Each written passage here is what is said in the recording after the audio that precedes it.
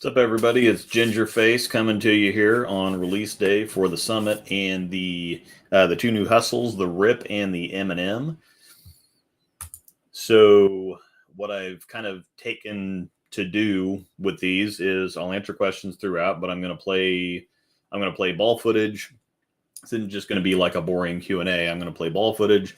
I'm going to show some video that we haven't seen yet. I haven't even gotten to the hustle reviews yet, and then there's been a bunch of Summit videos, Summit comparisons that I've wanted to get out that I haven't gotten around to those yet either. And so a lot of this you'll be seeing here, and we can just talk about it live. The videos will eventually be coming. I'm not going to wrap everything up in here and make everybody dig through this hour or two long live stream to find everything. But so yeah, while everybody filters in here, I am going to go on ahead. I'll just get some stuff running because I can talk while stuff's running in the background.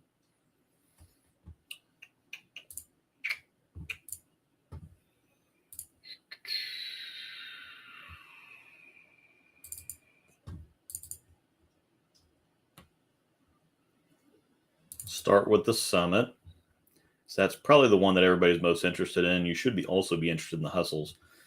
But we'll go on ahead and turn the Summit on here.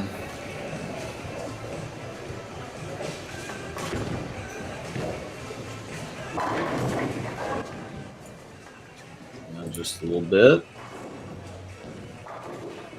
All right. Hello to William, Rivs, Swacked, Michael. Looking to get a Summit soon. We'll go pin down, but not sure how close a pin down Summit will be to my pin up phase 2. What's your thoughts on this?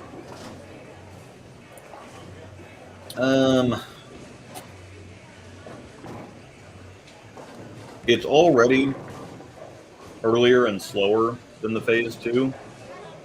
And so when you go pin down, that's going to make it longer and slower. So the length might be fairly similar, but the Summit's going to be slower off the spot than the phase 2 is.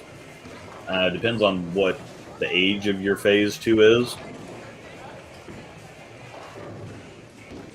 Because the older they get, the smoother they get. I mean, I think it takes 50 to 75 games to really kind of figure out or get the phase 2 where you want it, or where most people at the point where everybody thinks of that reaction. Because anybody that thinks, okay, well, I want another phase 2, and they drill a fresh one, it doesn't react anything like what you are after when you drill a phase 2. You know, everybody that's familiar with them knows you just got to get 30, 40 games on them to slow them down a little bit, and then they become what you're after.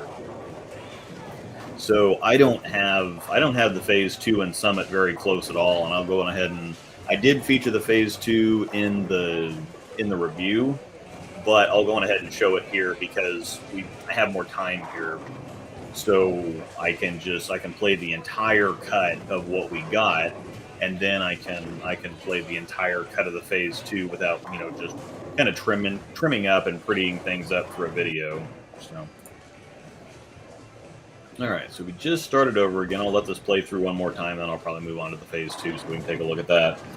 And I'm not going to spend a whole bunch of time. I'm not going to just keep regurgitating things and going nuts with everything, because we do have hustle to talk about too. I just premiered my first look for the Rip and the M&M. And since I don't have a review out for those yet, I know that there's a lot of you that will be interested in details that you haven't yet gotten because I haven't put the videos out yet. What's the last ball that really shocked or surprised you, good or bad?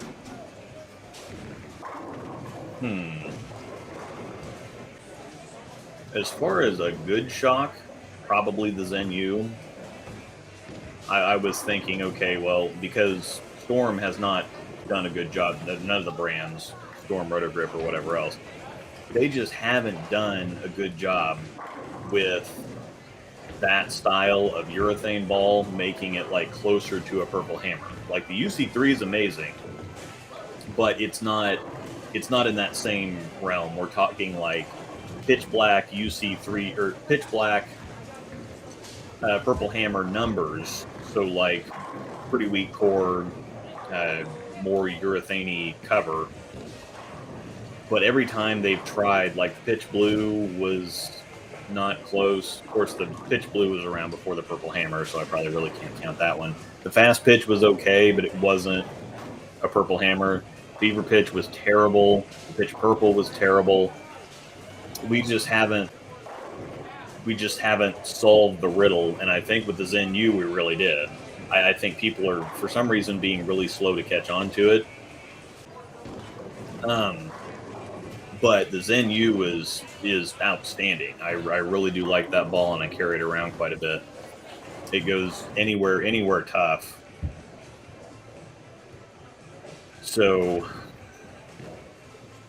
yeah, that's the one that surprised me in the good direction. I haven't really had anything surprise me in a bad direction, other than, out-of-box surfaces not matching up or whatever. There were a few where I was shocked at how bad they were, but then I changed the surface, and it's like, oh, okay, well, this ball's actually great. It's just, I think I'm surprised at how much the gem and exotic gem, or how popular those have been. Because normally the big tanky chuggy stuff like the UFO wasn't ever that popular, and the UFO alert wasn't that popular before it. It wasn't that popular. I think it was about to get discontinued right before it got banned. It's one of those that it took everybody a while to figure out.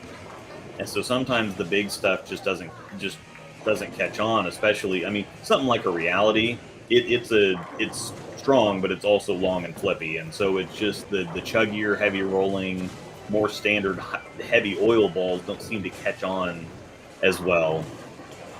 And so I'm surprised at those. And I guess, I don't know, I was surprised at how bad the Phase 4 was, but I haven't liked strong symmetric R2S cover balls, so it wasn't, I think it was worse for me than it was for a lot of other people. So would the Hustle M&M be a 5-ball? Yeah, I think it would. I think it's pretty solidly in 5-ball territory. About a 2-year-old Phase 2, getting back to that other question. So yeah, they'd be a little bit closer then, because the Summit does roll earlier. It does roll earlier, and it's smoother. So I'm going to go ahead and pull the Phase 2 in now that this has run through a couple times.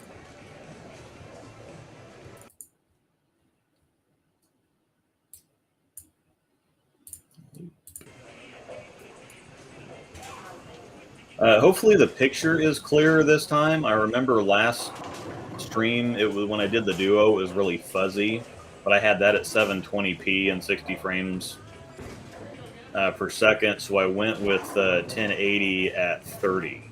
So hopefully the slower frame, hopefully the picture is not fuzzy this time. I think the frame rate is what screwed me last time. So the Phase 2 is a lot quicker than which is weird, but the Summit it rolls so much earlier.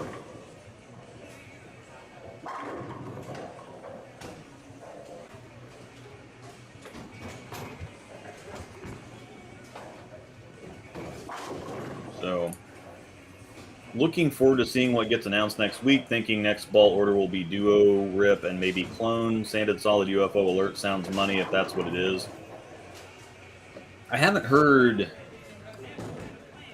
seen any of the details, but a dead giveaway on the sheets, the info sheets. If it says 2023 catalog or next year it'll be 2024 catalog, we used to be able to tell because they hadn't put reactor gloss on any balls overseas yet. Well, now they're starting to do that, so that it's not the indicator that we think it is anymore. But if it says 2023 catalog, so I'm still, I haven't seen anything about the clone. I'm still convinced we're getting it. The global exponent and the Zen Gold label, the info sheets have 2023 catalog on them, so I would be kind of stunned. They don't sound like stateside releases. Like Zen Gold label doesn't sound like it's not a typical naming convention. Plus they've got, I've seen the tech sheets for those, and they've got some weird new cover names and stuff. Reserve Blend 801 or 701 or whatever the crap they're doing now. Marketing confusion. So I'm pretty sure we're getting those. They don't tell us anything, because as soon as you tell us staff or anything, it was kind of funny.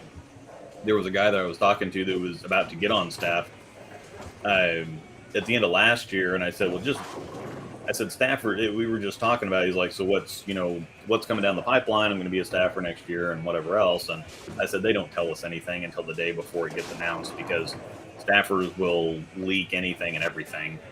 And sure enough, something, he's like, so everybody's telling me, he's like, it was like the next day or something. He was saying, oh yeah, I've already gotten, however many messages about this new ball. And I'm like, yeah, we got, and he's like, when is it coming out? And I said, yeah, we got the email an hour ago. And so it took all of an hour within receiving an email for staffers to just go tell everybody, oh, this is the new ball coming, because they want to feel special or something.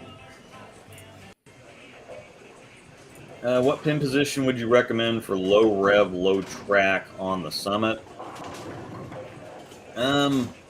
Mine is actually a 5-inch pin, and part of that's because my Axiom has a 5-inch pin. This Phase 2 has a 5-inch pin, and it's a really, really strong, chunky core.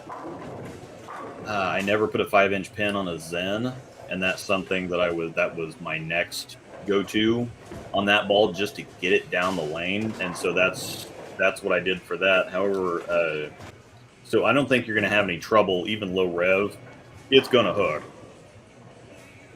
It's not super flippy, but again, this is a better question for your pro shop who knows more details about your game. So I would make sure to ask them, because there might be more information that I'm lacking here and that you wouldn't really be able to give me in a comment. So sorry that's not more helpful, but at the same time, that is the help that everybody should say, is like, take it to your, I try not to do layout recommendations aside from, something like the Hustles, where they have an 030 diff, and if you don't drill them strong enough, they're not going to flare enough to get you any separation on those oil rings, and so they're going to cause carry down. And so typically what I tell people with IQs, Hustles, whatever else, it's like, well, don't drill them too weak. Like 5 inches, like a 5-inch pin, whether it's up or down, I think is even too weak for those, because the oil rings are just almost on top of each other. So lower end of my arsenal is a trend, ProMotion, Electrify Solid Motive Ripcord. Which Hustle do you think would fit best, and any rough thoughts on where it would slot in? Probably the M&M, because the trend is fairly round, the ProMotion's round, the Electrify Solid's pretty round, and the Ripcord is it's got a little bit of shape to it, but you don't have anything. The Rip would just be a longer and cleaner, or a cleaner and sharper version of all of those, basically. But the M&M would be a different look. It'd be a different shape. It's a little more tumbly. It acts more like the USA, just longer and sharper. All right, so I'm going to go on ahead and put the Summit back. We've seen this a little bit now. I'm going to go on ahead and put the Summit back up here to talk a little bit more about that. Actually, let me put Angels so that y'all can see some right-handed stuff instead of the lefty nonsense that you may not be able to get anything from. And again, for you lower, we were just talking about this, but low rev, low track, Angel's fairly low rev. She's got a 4 5/8 inch pin. Hers is 4 5/8 by 2.5, so it's pin up. And because of this question, can you explain in better detail what the amplified inertia outer core accomplishes versus a sim without AI? Also, that outer core, is this outer core something we should expect going forward? Basically, what it does is what it did, and they're not giving very much information. Some people have, I think Mikey Pinnell got a little snarky about saying that we were trying to copy dynamic core, which that's not this. A dynamic core is supposed to improve hitting power. This isn't about improving hitting power. This was about taking a core shape, and by adding this, by tweaking the outer core, it made the core itself stronger without changing shapes or densities or whatever else. So it's the same centripetal HD core that's in the Sonic and Supersonic. It's just they tweaked the outer core to make those values stronger, to make the core a little bit stronger overall. And part of this idea is that, once they banned weight holes, you used to be able to use, just put a layout on something and then use a weight hole, but, you use a layout to fine-tune reaction to begin with, and then you use a weight hole to further fine-tune it. Well, a lot of the time, they would put weight holes, especially for two-handers, in the strongest position possible to make the core absolutely as strong as they could get it. That's why you've seen even the one-handers with the super tall pins, where it's just their fingers are here and the pin, the pin's all the way up here. They did that to get as much weight out of the side as the core as possible, make it taller, essentially make it taller or make it less wide, basically increasing the difference. That's what differential is. It's the difference between the core's height and the core's width. And the closer those two are, there's no agitation, there's no imbalance to really make the core change any kind of orientation. That's basically what different core shapes are meant to do, is to create imbalance, a controlled imbalance, to make it wobble slightly, to make it, continue to kind of reorient itself every time it rotates. If you have a perfectly round core, there's no imbalance anywhere. The ball is just going to roll, and not. It's going to have probably going to have a really low RG, but it's not going to have anything for differential. So all this does is it basically again, amplified inertia. It just amplifies the effects of the core. It just makes it stronger. Good to hear Zen you just picked one up last night. Yeah, it's really good. I was and I didn't even really like mine out of the box. I'm like, well, this is okay. It definitely shakes more. It's more consistent than the pitch purple, any of the other nonsense, whatever else. But it likes being lane shined a whole lot more. I actually threw it. I threw it lane shined at nationals and shot 650 in singles, opening back to back in the 9th and 10th the last game. So I had 680, 690 out there pretty easy, and it looked really good. And it's kind of it's actually my default now, above the pitch black. I really like the pitch purple, but I got Utah one, not one from the original batch. Okay. If you have a TNT Duo Axiom Pearl Hustle Wine and you're symmetrical, would the Summit be overlap, or would you get another Hustle, DNA, and Dark Code, or my asymmetricals? There's no... The Summit kind of feels like a symmetric TNT. Or not a symmetric TNT, a hybrid TNT. Because they're both symmetric. Just the TNT doesn't have nearly as strong of a cover, but the core is so heavy rolling and early and strong that I think it elevates the ball past where it really looks like it should be on paper. It's a whole lot stronger than I expected it. And, so the Summit really does that. It's a little bit longer and sharper TNT at about the same strength level. I think it's got a little bit more dig. You can tell at certain points where the cover on the TNT, you can, every once in a while, will show up where the cover strength, it'll, the real strength of the cover will show up, but that core gets so much done that it's surprising. So the Summit is earlier and smoother than the Duo. It's a little stronger. So the Summit would be a little bit of overlap. but kind of again, not really. I don't have the Duo is longer and sharper and doesn't hook as much as the Summit, and the TNT is earlier and even a little bit slower. And the Summit and Axiom Pearl don't really. The Axiom Pearl is really clean and kind of blendy. The Summit is cleaner than I expected it to be, but it's not actually clean. And then, of course, there's not going to be any overlap with the Hustle wine. Now, you have a bigger gap between, TNT Duo, Axiom Pearl, Dark Code, and then you drop all the way down to a wine. I would think you would almost need something more like a Hype Solid. That would probably be my direction to go look at that, to give you something above your wine, but not quite up to the TNT, Axiom Pearl, something like that. Would this arsenal be very versatile? Reality, Black Widow 2.0, Phase 2, IQ Ruby, Hustle M&M. Yeah, the Reality, all those balls cover a lot of ground. I've been throwing my Ruby a ton, actually, and I guess that's another one that shocked me on the good side of things. I just low RG, symmetric R2S Pearl balls, and I do not get along. I had 4 Emeralds, hated them all, and I've gone kind of back and forth with the Ruby, but I keep taking it everywhere because it just does not miss the pocket. I hit the pocket with it 24/7. I don't always carry, but if I'm in a kind of a spot or they're a little tricky or whatever, I just don't miss the pocket with that ball. And I would rather, eke out at 630 than try to throw something more, just leaving corner pins all day long than shoot 570 trying to kick them. All right, I'm going to put something different on the screen now. So we do have some, I have something interesting that I haven't put the video up for yet, but so the Summit, again, has the Centripetal HD core in it.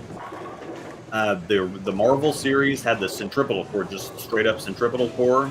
And then the IQ Tour series has the Centripetal C3 control core. So all of them they're the same shape. They're the same general shape. It's just they played with the densities and a little flip puck on the bottom or whatever. But the differential on the IQ Tour on the C3 core is lower, so it rolls as strong as Marvel, Sonic, Summit, whatever else. It's more controllable because they cut down on the flare with that lowering that differential. Angel has an overseas IQ Tour Fusion, so the Fusion was R2S hybrid on the C3 core, on the Centripetal C3 core. She's got the IQ Rising, and so it's a hybrid. The Summit's a hybrid, similar core, just again same shape, just lower on the differential for the IQ Tour. And this should also illustrate a bigger gap in cover strengths with the Rising versus the Summit. The Summit's got TX23. I don't know where that ranks in their. They said it's their strongest. It's definitely their strongest symmetric core. I don't know where that ranks on their covers. They said altogether the Summit's the strongest symmetric ball they've ever made, so TX23 has to be up there somewhere. But just to get an idea of where this lines up with the IQ Tour line, basically because of the same or similar core shape. I'm going ahead and put the Rising in here.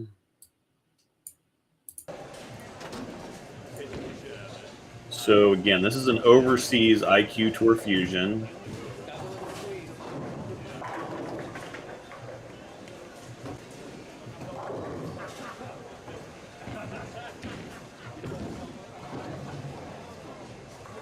Definitely longer, definitely weaker. No, it is a little bit sharper because it's got a cleaner cover, and so it doesn't get as much traction as early. It doesn't, again, roll quite as heavy.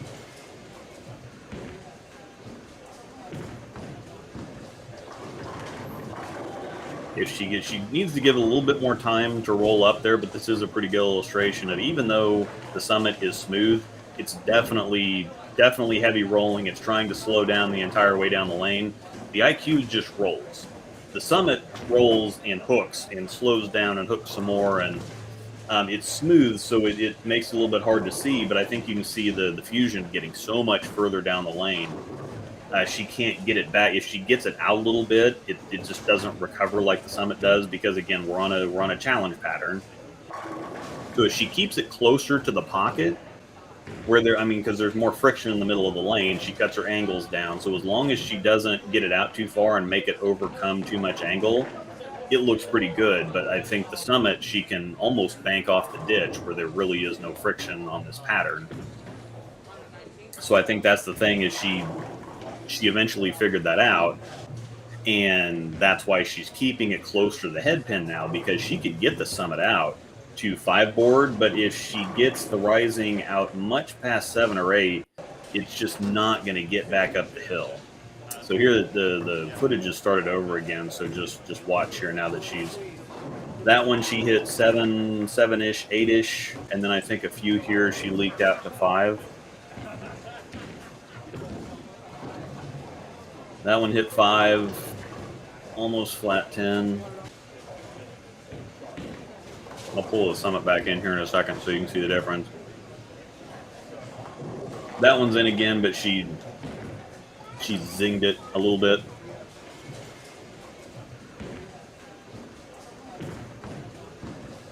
That one's 6, maybe 5, almost didn't get the 10 down again.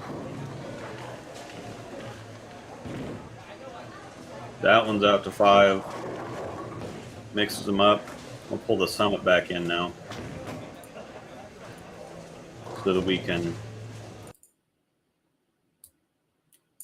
change your face.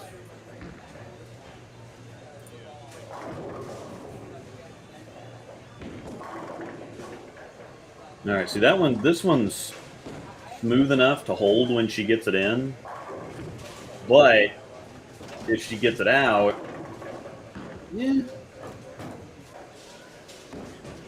So somewhat similar. I think this one wakes up here in a second. Or there's all sorts of little tweaks and little adjustments that we make throughout filming that are kind of hard to get later if you're just watching without any like real-time context. But this one, yeah, I think this one she kind of struggled with getting the angles down to begin with. And I think what the deal was is she just moved a little bit left and then gave it time to work. Because throwing a smooth ball harder, it just won't get there sometimes. So sometimes you just need to give them a little bit of extra time. But this one, I hope you can see it starting up a whole lot earlier. The Summit just looks like it hits the lane trying to like grind to a halt, where the Fusion is just rolly and it gets down the lane and then kind of eases its way in. Like that one wouldn't have gotten back up that far, or the Fusion wouldn't have gotten back up that far from 4 board. So she's kind of in the same zone of the lane.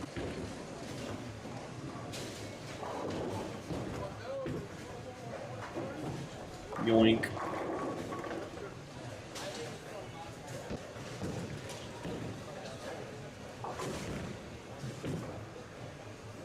that gonna get back? Yup. It's really tricky explaining these things sometimes because smooth looks weak. It's hard to see actual strength rather than response time is the easiest thing to see.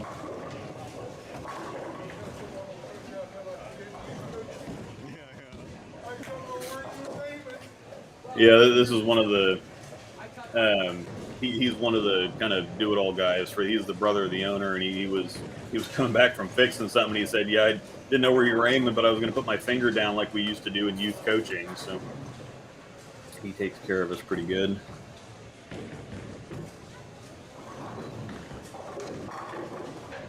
So let me go on ahead and pull the duo out.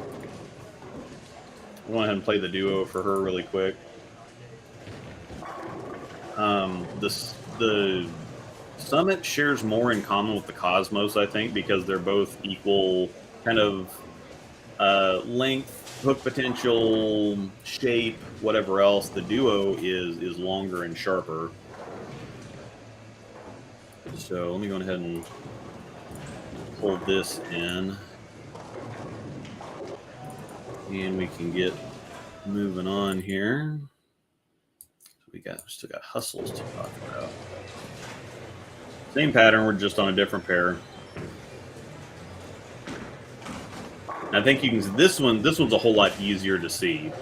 I think you could see the familiarities in the way that the fusion, or the rising and the summit rolled, and that does speak to the core shape being the same. It creates the same type of roll, but tweaking things adjusts the overall reaction a little bit more. But I think this one's easy to see that the duo is just longer and sharper than the summit. All right, back to some questions here. Video looks good, sweet. Picture just cleared up, great. Well, that's good that it's clear some of the time, or most of the time. The Zen Gold label is already at my pro shop. Yeah, I'm sure that some of them have it. I don't think the exponent is stateside. It's a disguised Ordnance C4. Yeah, the core is either the same or it's got a very similar core or something. But the data sheet says catalog 2023 on it, so I would be more surprised if it was overseas at this point, because that's the one thing that we've been able to count on, is if it says 2020 or catalog 2023, that means it's stateside, or that's always what it's meant before.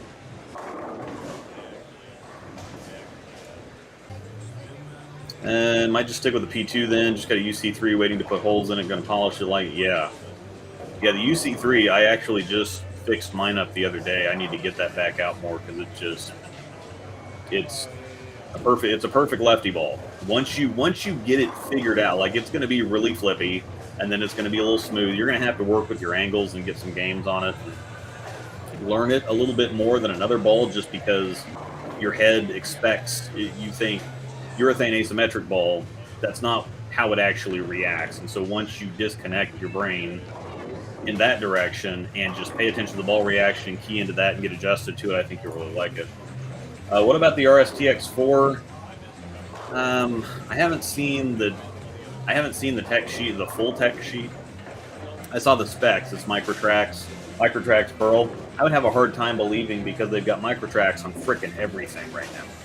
They've got that on the gem, it's on the duo, it's on the exotic gem, and then if they put the X4 in there, then you're just going to have Microtrax everywhere, all over the place. And it just doesn't make a whole lot of sense. Oh yeah, somebody said, yeah, I've heard the Summit's pretty bad. What I've seen, but I've seen a lot of stuff from staffers, and so they're all going to, even if they hate it, they're all going to say that they love it, so they can keep getting their contract. But I haven't heard a whole lot about it from people out in the wild. I like mine, but it's just, I tried to throw it again last night. It's just too strong. It's just, I'm not going to be able to use it. I have a whole lot better. I threw the Hustle Rip all night last night.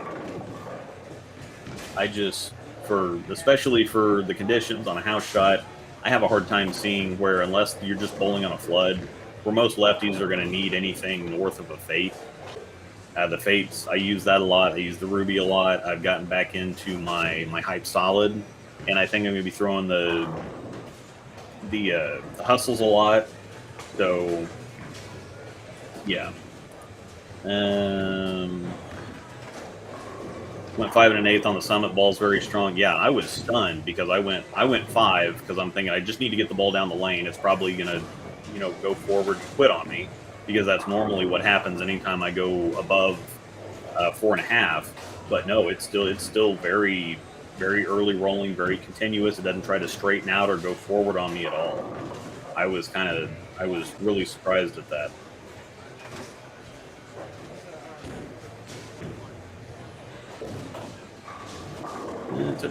Hi, Shauna.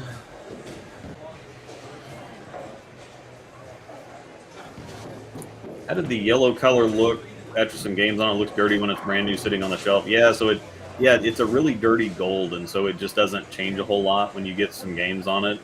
It's just like everything, it doesn't pop quite as much, but since it already kind of looked kind of dirty-ish in the first place. Oh, hey, what's up, Keegan? How does the IQ Ruby compare to the Duo? Also, is there any similarities in Summit to the Idle Helios? Yes and no. The IQ Ruby and the Duo were miles off. The Ruby's earlier, smoother, quite a bit weaker. So there's no overlap or really any similarity there whatsoever. Is there any similarities in the Summit to the Idle Helios? Yes, kind of, but the Helios is longer and sharper. I think that the Summit's a whole lot heavier rolling. The Helios just kind of rolled it was just like a strong IQ.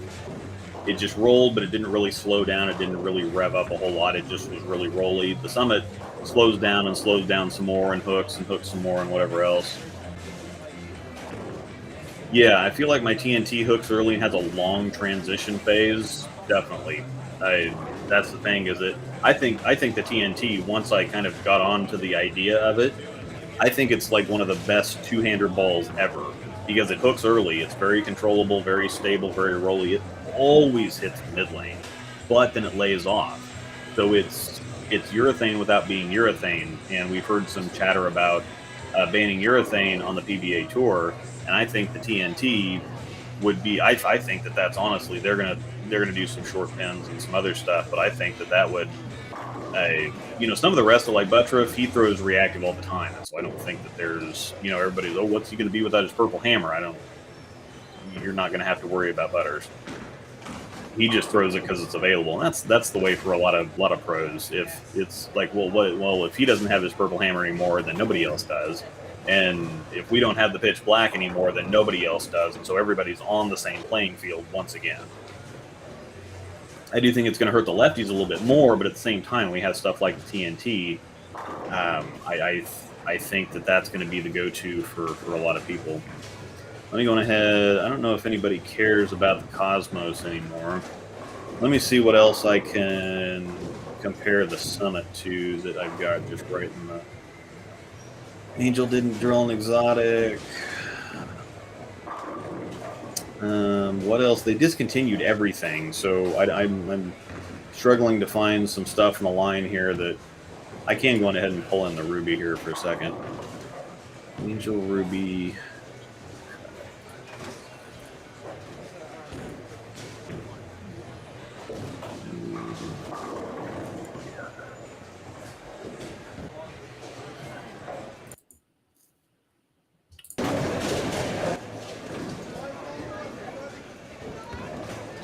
What are we doing here? No. Oh, do I have to hide this before I can? Here we go. All right, so this is the Ruby. As you can see, long and even. Yeah, the Rubicon attack looks amazing. Yeah.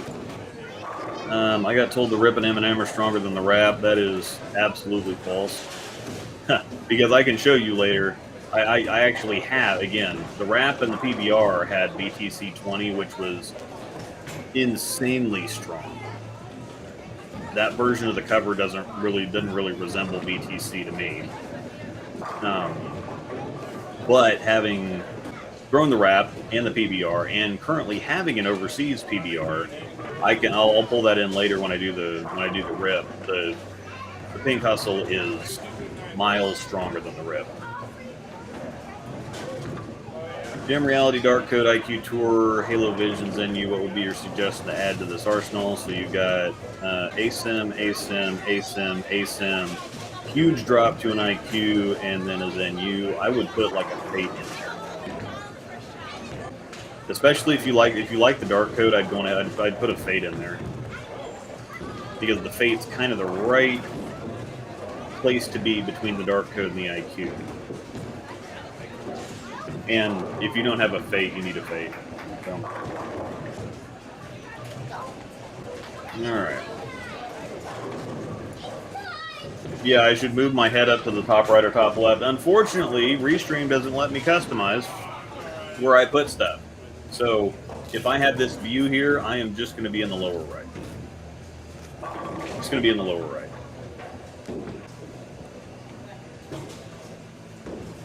I thought Beef said somebody threw it in Korea. Yeah, well, and that's the thing is all these balls will be overseas. That's why you see some videos for some stateside stuff like a month before we put anything up here. Like if you go looking for videos for the summit or for anything else, they're going to be a month before anybody else can do anything with them from overseas. So everything stateside also goes overseas.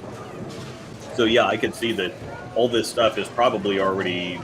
I think with I did see a video on the summit from like Daniel McEwen or somebody else like a month, like 2-3 weeks before I even got mine, because they were overseas doing some kind of demo or something, and so they went ahead and got video footage for whatever. Maybe that was with the Absolute when everybody was throwing that early, but yeah, they get stuff a month, 2 months earlier than we get stuff over here. So seeing stuff pop up overseas first, I don't think really says anything one way or the other.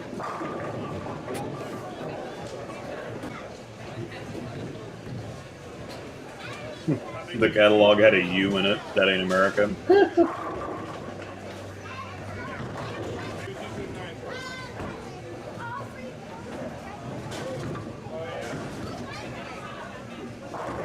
How much longer until you do your experiment, Max?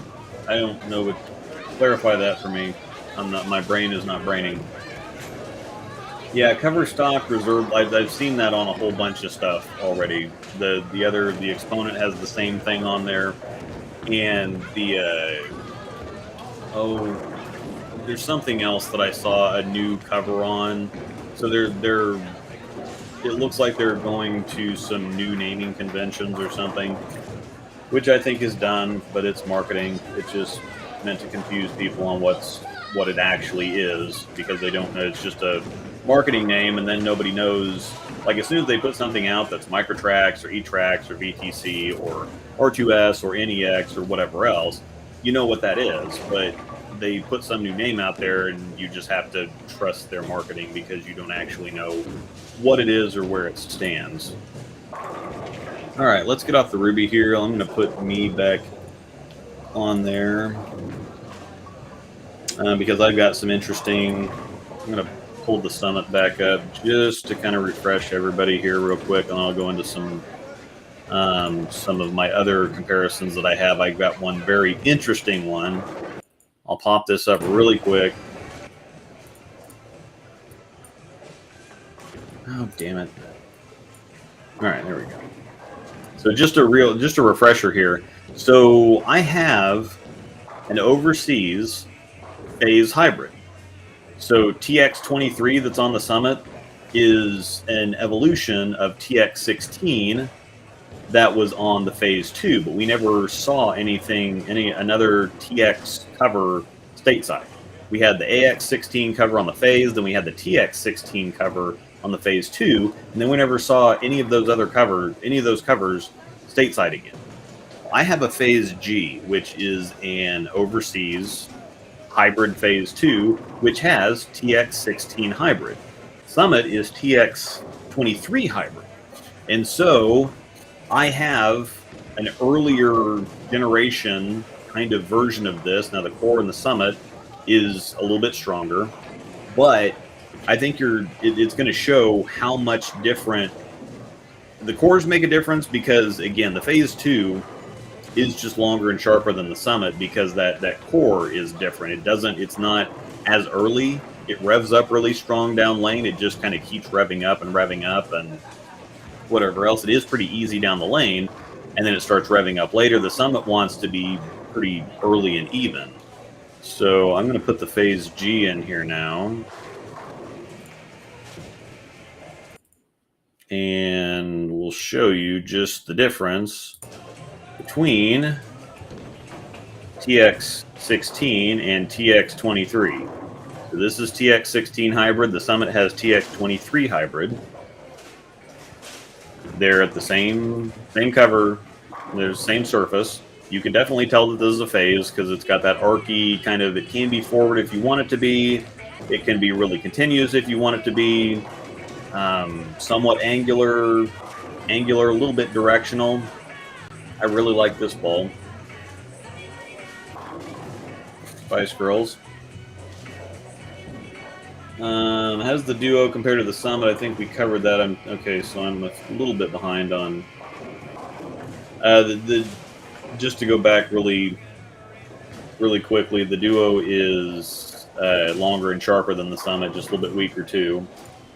TNT versus Summit versus Zen Master. The TNT is the Zen Master that doesn't puke. So just imagine a Zen Master that's actually good, and that's the TNT. The Summit is sharper than both. It's a little stronger than both. But it's not necessarily longer. It wants to be just as early and chuggy as all three of these. It just, again, unlike the Zen Master, it's actually good. Yeah, Tobias, another one. If you miss the Axiom or a stronger Zen, the Summit fits there. That's how I see it, blends the wet dry well.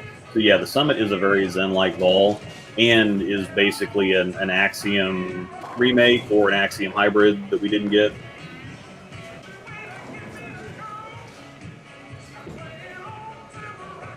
I have an exotic and I changed the surface to 1500 polish. What can I expect from the Duo? And would you suggest changing the surface on that as well? Yeah, anything you get, just change just change the surface. It helps break it in faster. It gets that hard factory edge off of it. And remember, they over polish things from the factory so that they'll look prettier on the wall in the pro shop. And so factory surfaces of really any kind just aren't good for ball reaction. So that's the first thing, is reset the surface, freshen it up because it's been sitting for, who knows how long. So it's just like getting anything else warmed up. That's adjusting the surface of a new ball is like warming something up, breaking in a baseball glove, whatever else. So the exotic, you will like if you like the exotic, you'll definitely like the Duo. The Duo is a longer and sharper version, but the rolls are very familiar. The Duo is a beyond perfect step down from the exotic. It's just a perfect complement. Could not be any better to the exotic. So when it starts getting a little too early or a little slow, you go to the Duo, stand in the same place, a little bit longer, a little bit sharper, a little bit weaker. Bam, you're back in business. Yeah, Beef said Frankie threw the RSTX4 in Korea and wanted to keep it and bring it home. And that one, I haven't seen the tech sheet on that one, so I really don't know. It does have our naming convention here because they put out several other RSTs overseas. They've had the RSTX2 squad, the RSTX2 Pro, the RSTX3 squad. Then there's the the UC3 Trax is the other one I'm thinking of. But just plain RSTX4 sounds like it'd be stateside, but again, it's Microtrax again. So I would be, yeah.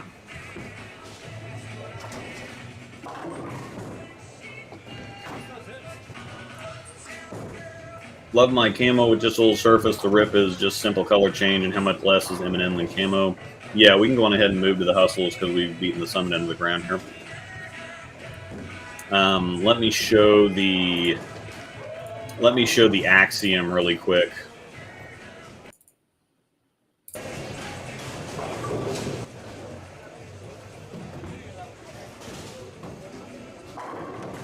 I think for me, the Axiom is a little longer and a little sharper than the Summit, but they're so close. They're so close that we're really splitting hairs here. I think if you remade the Axiom and just again put the AI outer core around it, just beefed up the numbers a little bit, that's the Summit.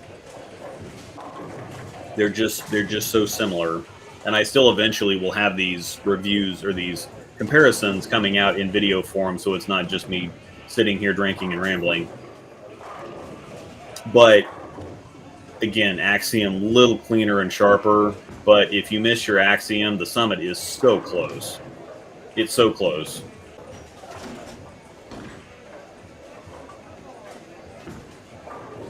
So we'll watch that while I get back to this. Love my camo with the little surfaces. The rip, just a simple color change, and how much less is M&M than camo? The M&M is actually stronger than the camo and the rip, and it's weird. It's another one of those cases of one of the pearl balls being earlier, chuggier, more tumbly than the solid version, because the rip is pretty clean and sharp, and then the M&M rolls heavier, wants to slow down more.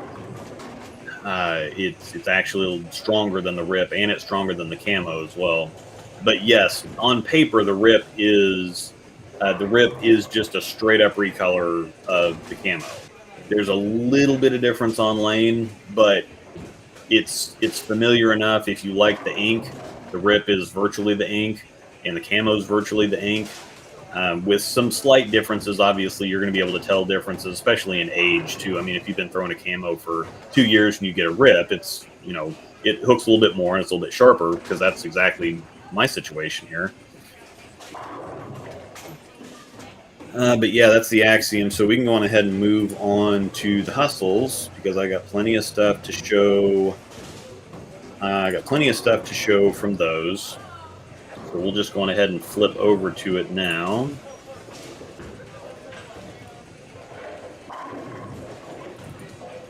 All right. I just drilled these because Angel already has a bunch of stuff in that general zone, and I've been throwing, again, my Ruby a ton, my Bolt Pearl a ton, my Hype Solid a ton, just stuff in that general range. All this other stuff is, I can throw it when I'm out filming because we're on Chromium. But when I go to put it on a house shot, it just, everything else forces me so far inside that just the lower end stuff works really good. So I'll go ahead and start with the rip. And hide the comments so I can actually put this where I want to. This is my Patch Pirate jersey. One of 3 signature jerseys I have on CoolWick. I'm going ahead and play this.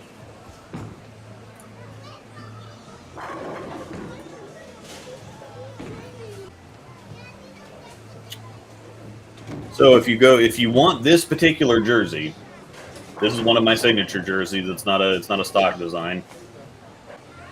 So if you're interested in this one, just type my name in the search bar at CoolWick and it'll pop right up. I only have 3 signature jerseys at the moment right now, but the plain, blackout and whiteout jerseys are just kind of simple, basic, and sharp. If you're into that, or if you're into looking like a pirate.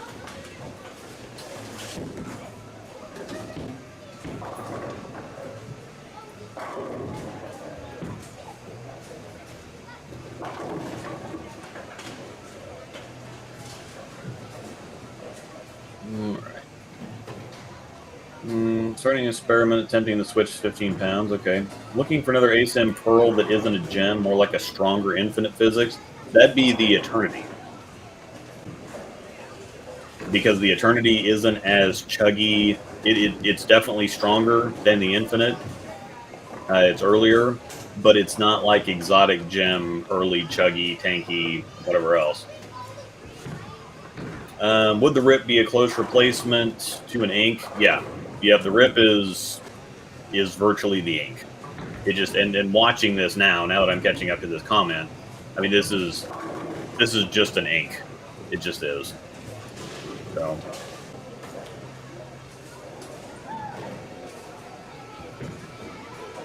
Willie. Regarding the names, it sounds like Storm spending some time in other parts of Kentucky. It's interesting.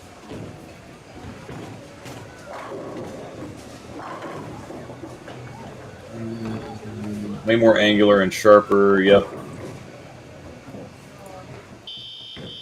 Oh, yeah, I forgot that I included that. They just had a random power surge, and it just cut off the power to the entire building. I also, as you can see, I also made the mistake of, we went out and filmed on Father's Day. Didn't get there as early as I wanted to, and so Dragon ramps were in short supply, and you can hear in the background, and there were kids that I was trying to dodge and not, you know, kill on Father's Day. So yeah, I had the DNA, and they discontinued any word on a similar replacement for the Infinite. No, not yet. I'm sure that they will because it was really popular. I think that of all the ones that they discontinued all the 4000 and 4K fastballs is what they did. That's what happened, because they just wiped them all out. Even though the Infinite was really popular, the Night Road's already gone. It just came out in September. They discontinued that a month ago.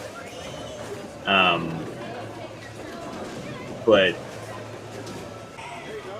so all that stuff done, I think that the Infinite's the one that everybody is the most upset about, because that's everybody's been. I'm not going to name names, but there have been several people that you would know that reached out asking if I had any Infinites, because everybody liked it.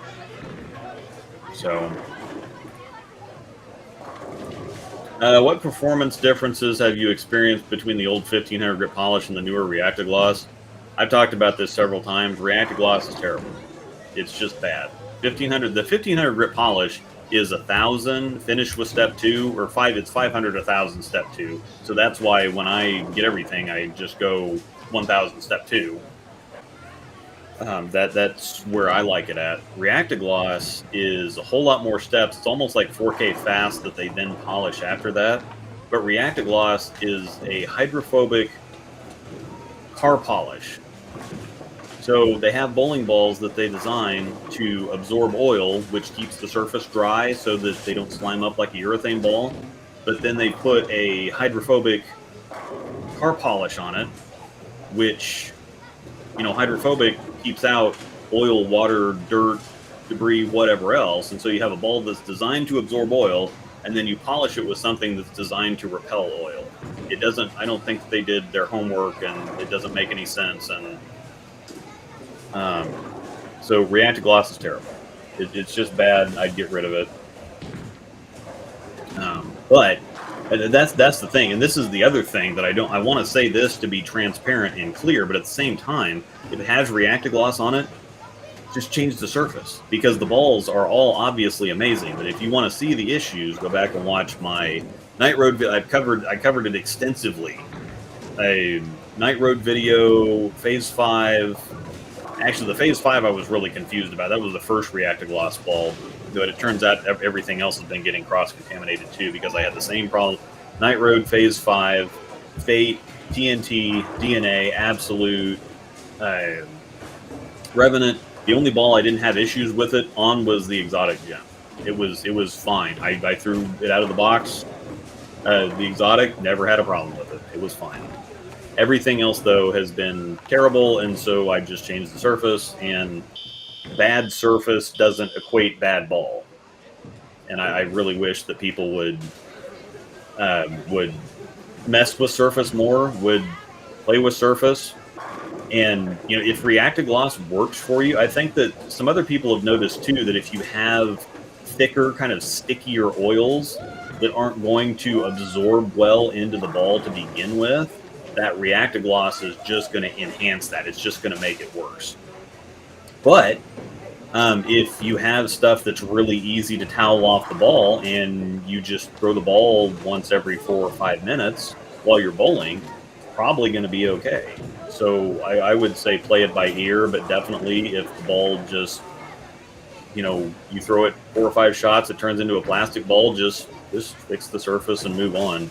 And don't avoid buying a ball because it's got Reactigloss on it, because all I've been doing is just changing the surface, and I've been fine with everything.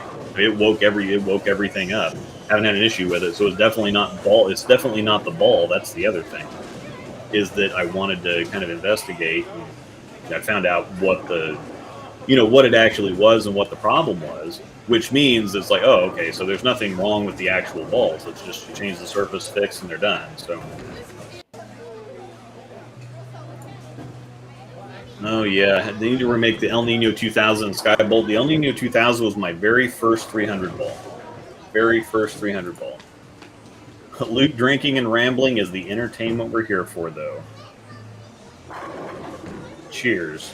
I'm finishing off. I've got a I need to go get more peaty scotch. I just have to, because I'm finishing off the last of my Airstone land cask. It's a cheaper kind of knockoff. Had about a shot of that left, and then I'm gonna finally kill I got this for Christmas, this Nick Offerman Lagavulin. I'm finally gonna kill this off after, milking it for 7 months. Do that here in a minute. Would the rip complement the phase 2 with the same layout? I would be careful on the layout. If you have like a 4.5 inch pin on your phase 2, that's fine. If you have a 5 or above, I'd be really careful, because again, the rip would complement it, especially if you took the shine off of it. If you kept it at like 2,000, 3,000, great complement. However, again, only an 030 diff on the rip, and so if you put a 5 inch pin on it, it's not going to flare a bunch. That's the only thing that I worry about. Now, if you've got my two hustles, all my hustles actually are 4x2 to just beef up the core strength, so that I'm not creating excessive carry down. So, how does the Summit compare to the Zen Master? I just talked about this a minute ago. I don't know if you were here or not, but if you weren't, I'll give you the short version. The Summit is a little longer and sharper, same general reaction type, shape, whatever else. It's just the Summit is actually good. So if I've seen some people that like the Zen Master. I've seen some people that it actually rolled good for. But the Summit's just a better version of it. We've seen that a million times now. Let me switch over to the M&M. Give you something else to watch here for a minute, and I'll get that banner off the bottom before I get yelled at for that too.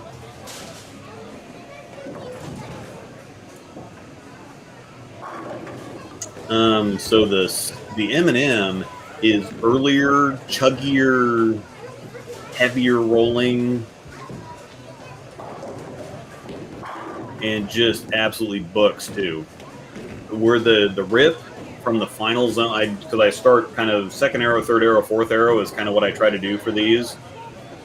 From the fourth arrow, I could actually get the M&M to face up and go flush. The rip, I never could get back.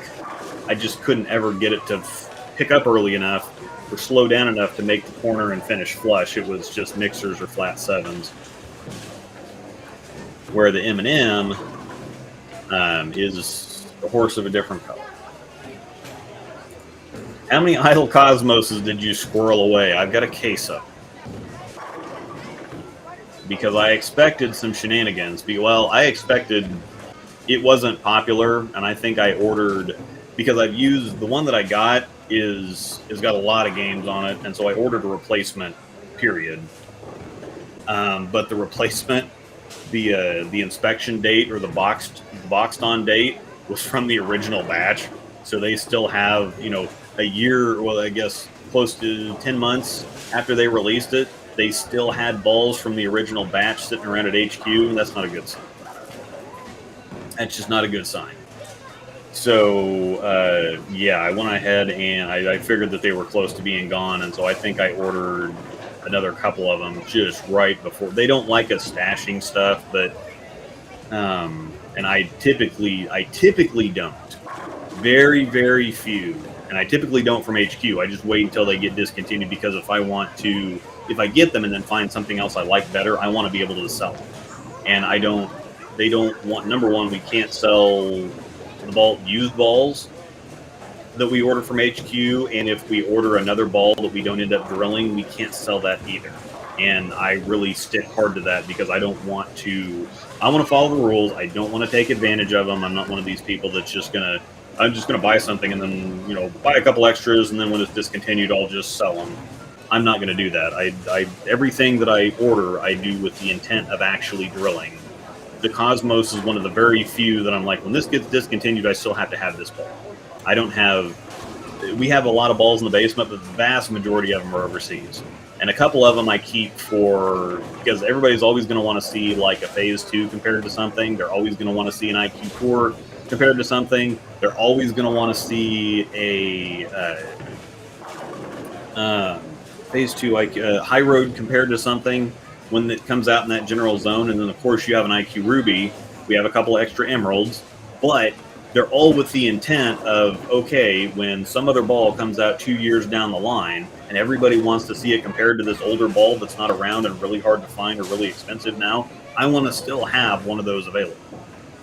So the intent is always to buy stuff to drill and to use for the videos. That's what they give me the stuff for in the first place, not for me to necessarily squirrel away a bunch of stuff so that I can use it later. So... But this was one of the exceptions where I had to get I had to make sure I was in Cosmos.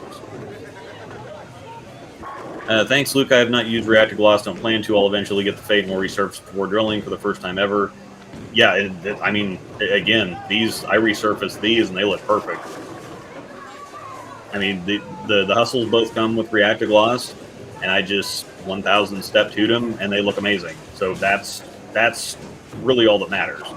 You know, it's easier to just take, and again, I'm bagging on reactor gloss because it's garbage, but any other surface period, this goes for everything. This is just kind of a universal recommendation of just resurface every new ball that you get before you put holes in it. Tell your pro shop to do it. Whatever else, it's part of breaking the ball in, and God, what's the figure of speech? And gosh, I can't even pull that up. My mental task bar is, or my mental, and I'm spinning. Tailoring it for your game. I guess that's the closest thing I can say. Tailoring it. Zoning it in, whatever. I'll think about it 5 minutes after the stream's over.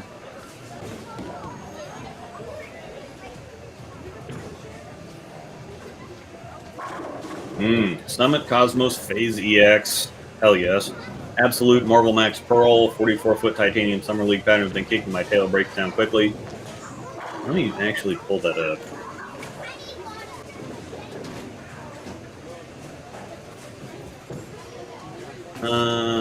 So probably, yeah, so it's 44 feet long, but it's only 25 mils. So it's a lot of, it's not a lot of oil spread over a lot of length. And so you're probably going to be, and that's the thing, is that longer patterns generally fake people into feeling like they're heavier than they actually are when they're lighter volume. So what you need to do is you probably need to go more towards weaker balls, weaker covers with surface on them. So I'd take like a hype solid.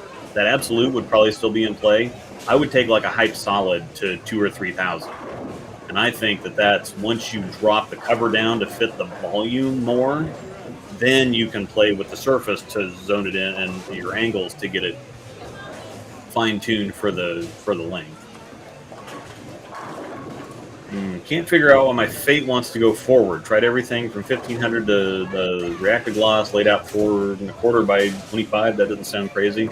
Middle has heavy volume, but clip outside 5.6, 18 miles an hour with 540 rev rate. It's a fairly smooth ball. Mine, when I try to, it doesn't like angle. So no matter what you, and if you remotely get up the back of the ball at all, it will straighten out. And that's what mine does. It does not like anything inside of third arrow. It just doesn't. But I've got an absolute trough between second and third. So I would say that probably the issue there is it does not like angle. So if you're, I would imagine, 18 miles an hour with a 540 rev rate, you're probably playing third arrow or deeper a lot of the time, and then it's just not making the corner or quitting on you. I would try doing that. Move right with your feet, but pull your break point in and play to splash. Don't try to get the ball to perfectly like flush up or hit flush or set up, however you want to say it. I would just straighten it out, throw it harder, maybe back the revs off, play the splash. They'll fly everywhere. You'll never miss the pocket.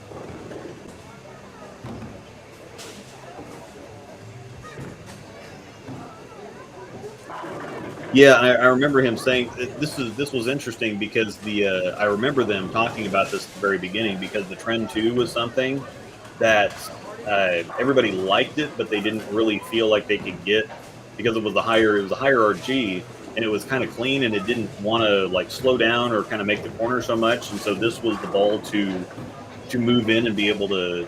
Now, if you slow roll it like he does, yeah, you'll be able to get it to boom all day long. And I thought it was kind of like this originally, but once you put 20 games on it, it really slows down, and it becomes the perfect fish in a barrel ball for just chucking it right down second arrow and splashing them all over the place, because it really doesn't. It's not that strong. It really doesn't hook that much, or it really doesn't respond that much. So that's one of those. The Fate's unfortunate. It's one of the. I think it's the best ball in the catalog. But it's one of those that, unfortunately, if you're not on the same page with it, it's going to be freaking terrible. So it's not terribly surprising. All right. So, caught up with all the questions. Get to some of the rat killing here. We've been watching this for a minute.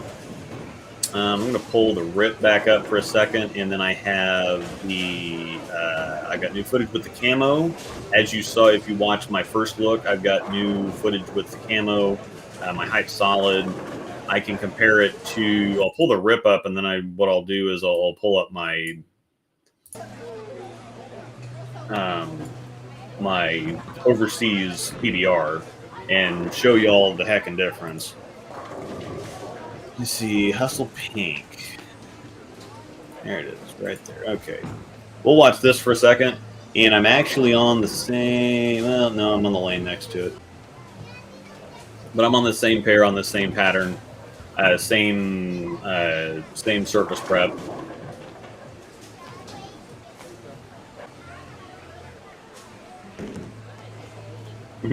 The rip kind of makes me want another one. I don't need another hustle right now.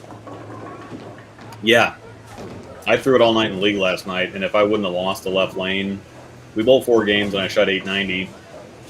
So I mean, I'll take that. But it was like 2-0, 2-0 the last 2 games. I had 490 after the first 2 and went 2-0, 2-0.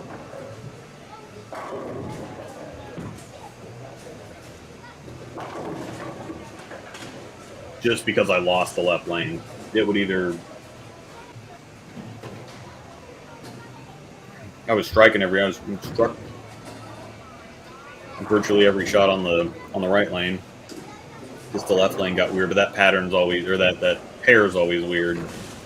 3 and 4 is kind of mismatched. 3 hooks a lot more than 4 does, and so when you go to move in on 3 on either side, it messes with you. And I was actually accurate enough for the first 2 games last night that I caused myself some transition. I actually had to move. Any word on anything else that may be coming out? They got rid of a lot. They've got to have a bunch coming at Bowl Expo. That's really no surprise. I am surprised that they discontinued, how much they discontinued and what they discontinued. But yeah, they've got to be dropping a ton of stuff at Expo then. They've got to have 2 or 3 global balls, 2 or 3 roto balls, and 2 or 3 storm balls, because they discontinued 9 a month ago. We've gotten a couple back, but. And never to fear with it. Now, the interesting thing here is that the rip replaces the camo sufficiently, but the M&M and wine really aren't that similar.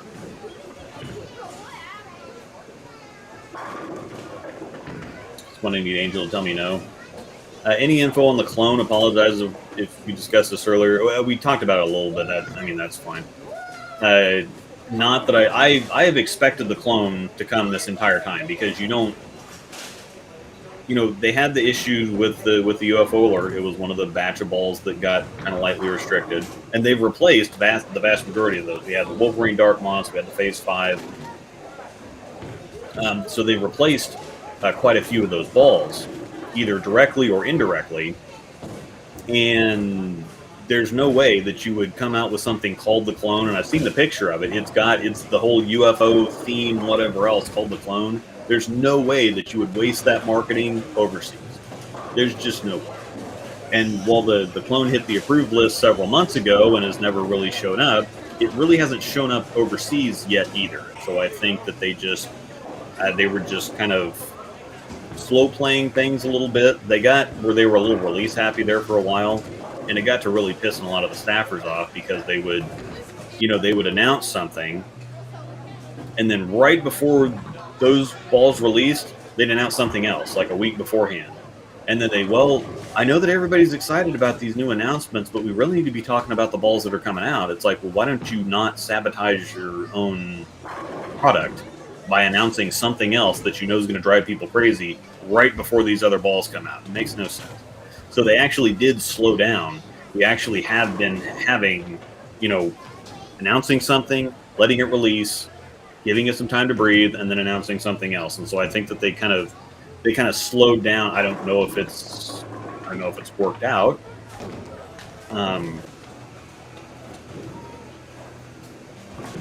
It's made it easier on us, but the business machine moves forward.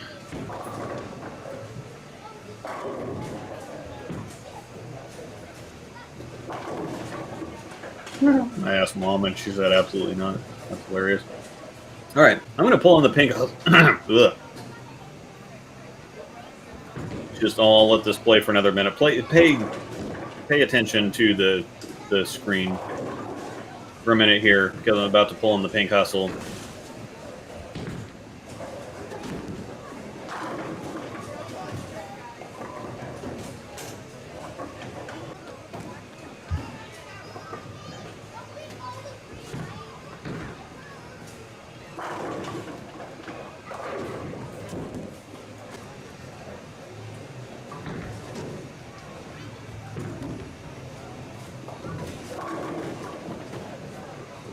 All right, so I'm about to pull in the pink, which again, so the camo came after the PBR. The PBR and wrap were way, way, way crazy too strong to be low-end balls. That's why you saw a lot of the pros use there. I mean, the PBR got used a bunch, and you just never see, outside of a rare random Matt O'Grady winning the TOC or whatever with the Hustle Ink, you just do not see them throwing low-end stuff.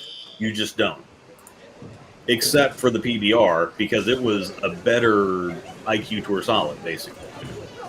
All right, so Hustle Pink.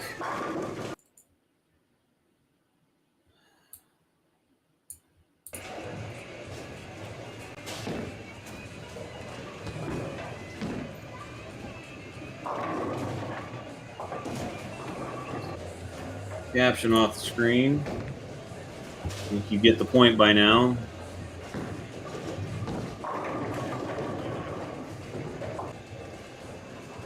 So this ball, this is an overseas PBR. I mean, it is orders of magnitude stronger than the rip, especially as we move in. It's not too apparent as I'm kind of playing with the gutter out here.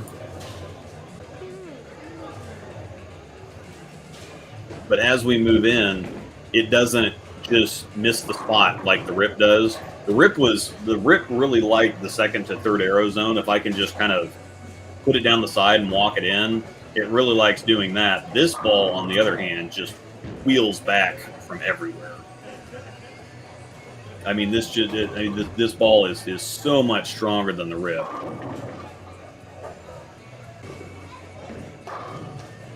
Yeah, it's just the difference between two. They got the same layout on them. Got the same surface prep.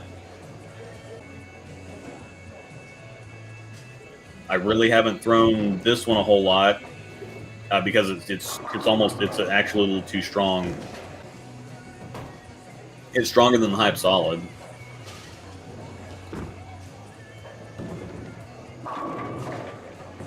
So as I keep moving in, it just keeps hooking. And again, this is chromium. This is what we bowl the for our, this is what we film on.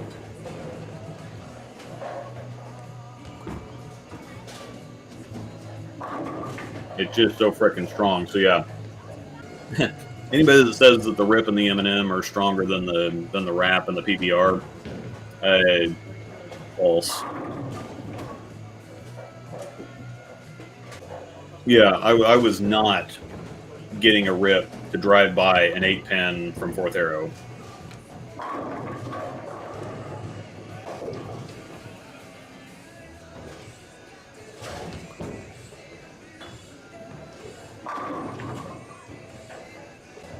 More shots, I'll pull the Rip back in.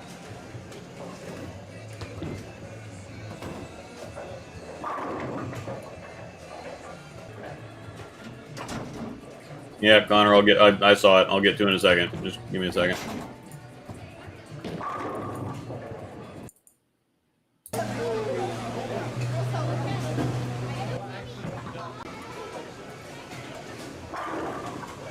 So we get back to this ball that I really do like, by the way.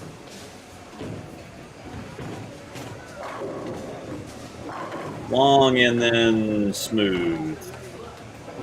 I mean, the pink is smooth too. It's just it hooks a lot more. It hooks a lot more. It pulls up earlier. That one I tugged the living crap out of.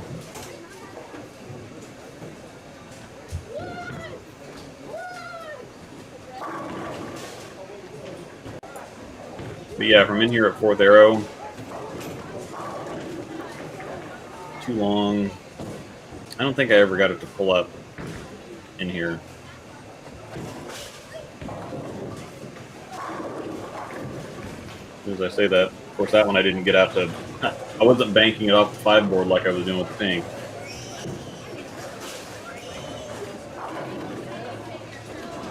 Anyhow.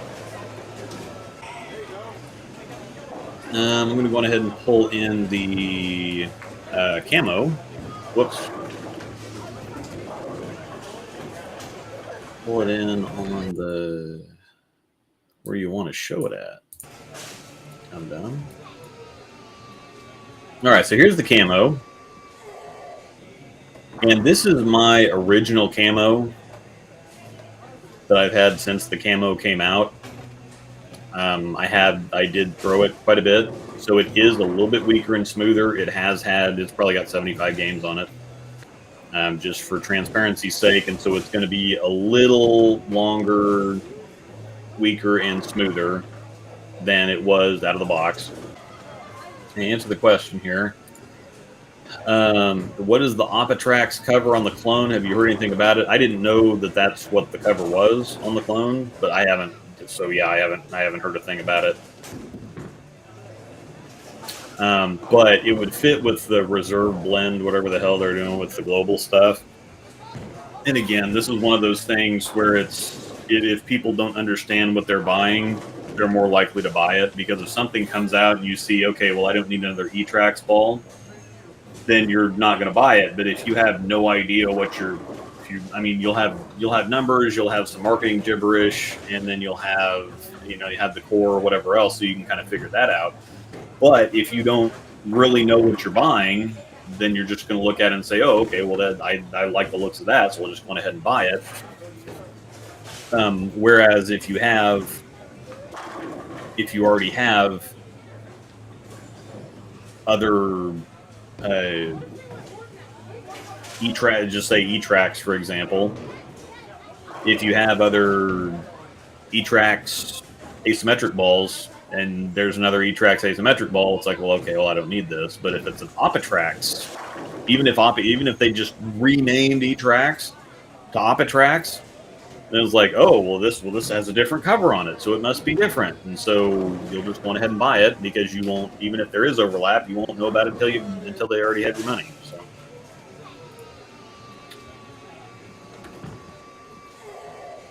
But it could be a new formulation. It could be an update. I do like how they are pretty transparent about, like, NEX NEX is an evolution of NRG, and then when they have REX on the Infinite, the Night Road, Fate, whatever else, they said, well, we mixed R2S with NEX, and then they have the cover chart that has REX like way up there at the top. So they tell you exactly what they put together, and they don't give you the exact blend, but having a very weak cover combined with a very strong cover, and then having it end up just right there tells you it's mostly the stronger cover and a little bit of the weaker cover.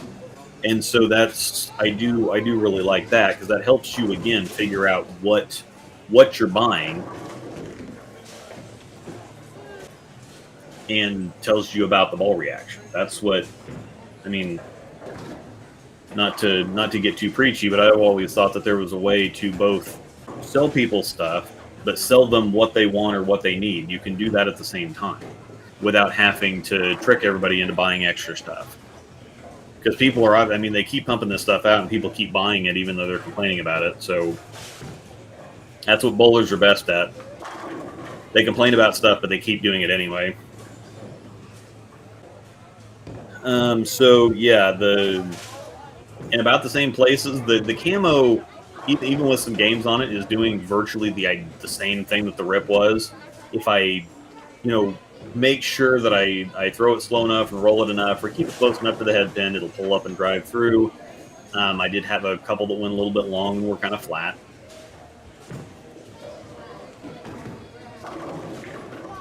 Slap it off. All right, now we're going to move to the hype solid and get close to wrapping this up. Again, I will have videos, reviews actually coming for the hustles, and then I'm going to have these comparisons. So the hype line is interesting because they use the same cover as the hustle line, and the core really isn't that much stronger. It's really not that much stronger. It's not that much different of a shape. So, but as I think you can see with the hype, it's earlier. It is a little slower than the hustles. The hustles have a 253 RG. The hype has a 252 RG. The hustles have an 030 diff, and the diff on the hype is 036. But I think that this shows you that just a little bit, just a small amount on paper can make a big difference on the lane. And I think that the hype is obviously earlier, a little stronger, but about the same friction response as the camo.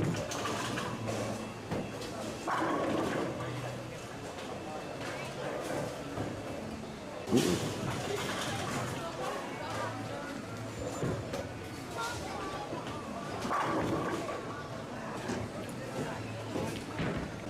Bowlers around put. Oh, okay. Video on Clone and X4 that had spec sheets. X4 had microtractor Pearl. Yeah, I did hear that. Clone has a solid cover and the core has a higher diff. So if it is a UFO alert clone, so they call it a clone, but they change literally everything. Okay, that makes sense. Moving on.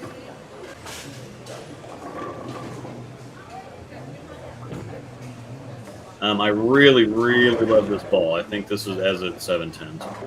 But to be fair, this is part of doing this is what I like and don't like about doing the reviews, because if I was trying to score, or if I was throwing the ball where it wanted to be thrown, I would be out. Oh, whoops, I didn't loop it. I would be out here. I would be around second, third arrow. That was a little, I started a little bit too straight. Yeah, my hype solid was surprisingly kind of strong, picks up way earlier than I expected. Yeah, it's a really strong ball for what the numbers are on paper. If I wanted to score, I'd be here. I'd be right here doing what I'm doing right here. And I do that the whole video. But I'm trying to move around to show everybody how this stacks up against everything else. And so, yeah, it's going to look like shit when I get in the fourth arrow, because it's a 4-inch pin. It's 4x2. It's not, I don't have a long and flippy layout on it. And this is a fresh Kegel Chromium. It's a fresh challenge pattern, 42 feet, 25.5 mils. So this ball isn't necessarily really designed for this pattern to begin with.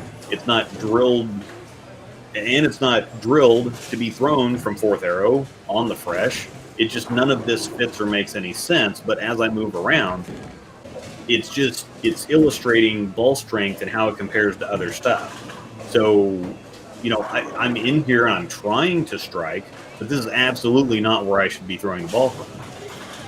But it's just for illustration purposes, so that if I can, you know, chase it inside with something else, that gives you information.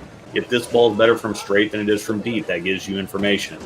There's all kinds of, it's just all about giving you information, not, oh God, well, that ball just left a 7-pin now, and this is wherever the 7-10's at. Oh God, that ball just died. But that rack's terrible, so that was a 7-pin waiting to happen. But, I mean, if you look at this, wrong ball, wrong area of the lane, wrong whatever else, great shot, flat 7-10, it's like, oh, I don't know, that ball looks kind of pukey.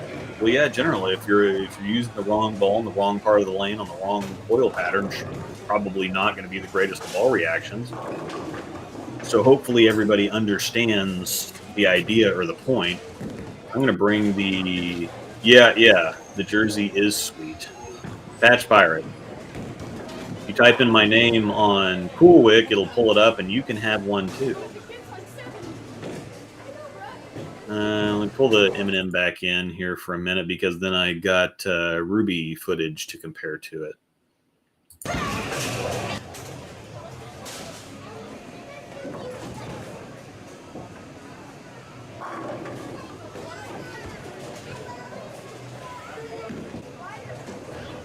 So the M&M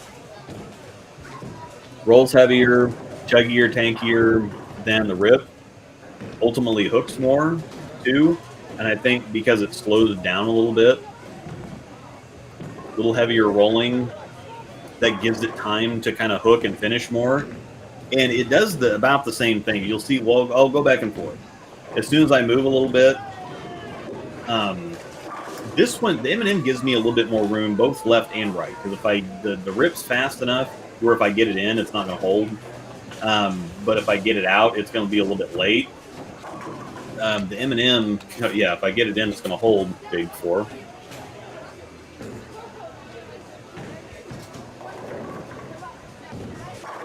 If I get it out, it peels back, but this next shot should, from this little, thanks, Mistle. From this little third arrow zone, once I get in there, I can just throw it wherever I want to throw it. So yeah, that was in. That'll hold. Yeah, from this third arrow zone, I might have left a 7-pin. Maybe, I can't remember. But I just didn't miss from this zone right here. So yeah, I wrapped that 7, but otherwise these next few shots all go down.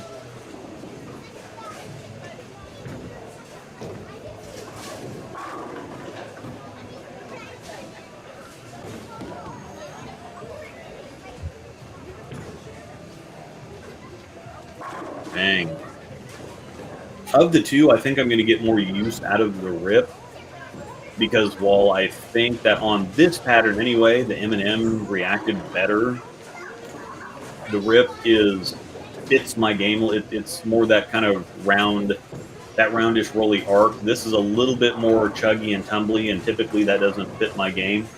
Now on a pattern like this, it'll come into play, but I really need cleaner, rounder stuff on house shots. The chuggier stuff tends to just be a little blah for league. But on something like this, the M&M reacted better filming than the Rip did. And yeah, I'll pull in the Ruby here in a second. But from this fourth arrow zone, I couldn't get the Rip to be flush unless I didn't let it outside of 10. If I gave it the frozen rope, it'd get back. But that one, you know.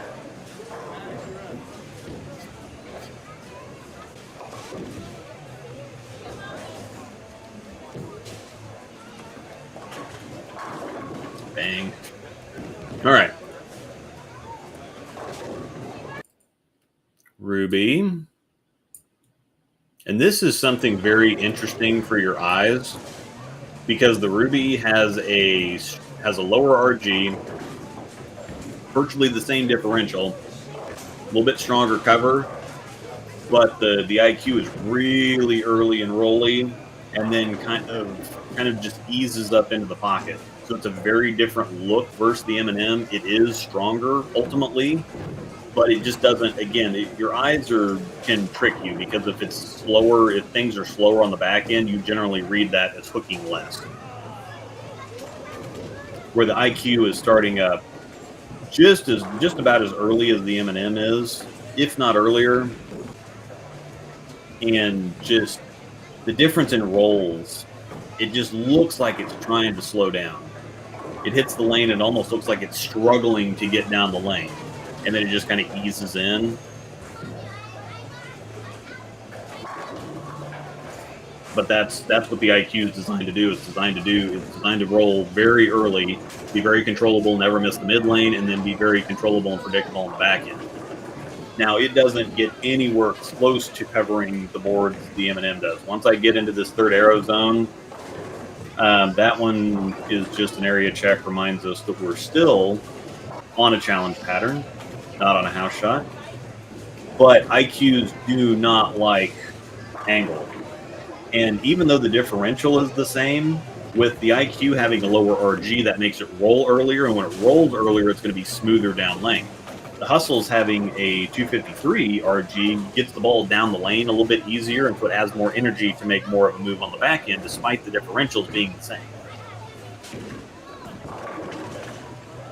So that's why the IQ is stronger, despite not being able to compare as many, or despite not being able to cover as many boards as the. And yeah, that's why I'm shaking my head. It's like, I'm in here at fourth arrow with an IQ. This is not going to go well. It's just not going to go well, because IQ fourth arrow is not a thing. It's just not. And just because the M&M can get back from here doesn't mean it's actually stronger. But you can see just the, okay, so that one was an area check. I was just a little too straight. But if I stay in this second to third arrow zone, which is where I play with it on a house shot, again, that's why I'm nodding right there. I'm like, yes, this is IQ Tour sweet spot, owning territory all day long. I can stay here and keep doing this with this ball indefinitely. And so again, if I was scoring, I'd just stand right here, because I got that one in a little bit, and in a little bit. If I get it out a little bit, it'll pick up. That one I gave more room. Flush. Same place again. This one I think I'd give it the frozen rope, and it just sits there. Yeah. So I mean, again, if I was scoring, I would just stand here and do this. There's no reason to move. I'm just moving to prepare the ball. And I can make it work from here, but it wasn't super comfortable.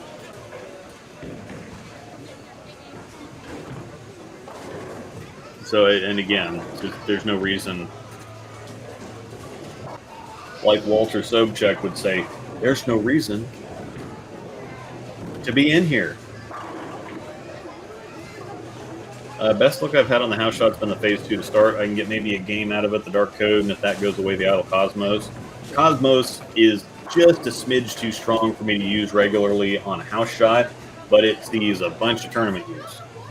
And occasionally I can get away with it. If the back ends are a little slow or there's a little extra volume, I can get away with it. So, nope. Let me see if there's anything else to pull in, but I think that we might have stretched this out absolutely as long as humanly possible. I don't have any. My ink's long gone, and there's really nothing else. Angel drilled the wine, so I don't have a wine to compare. But the wine and the M&M don't react similarly. The Rip and the Camo do, but the wine and the M&M are different balls. If you want more of a wine replacement, I'd look at a High Control. Okay. I don't really see anything else. So just for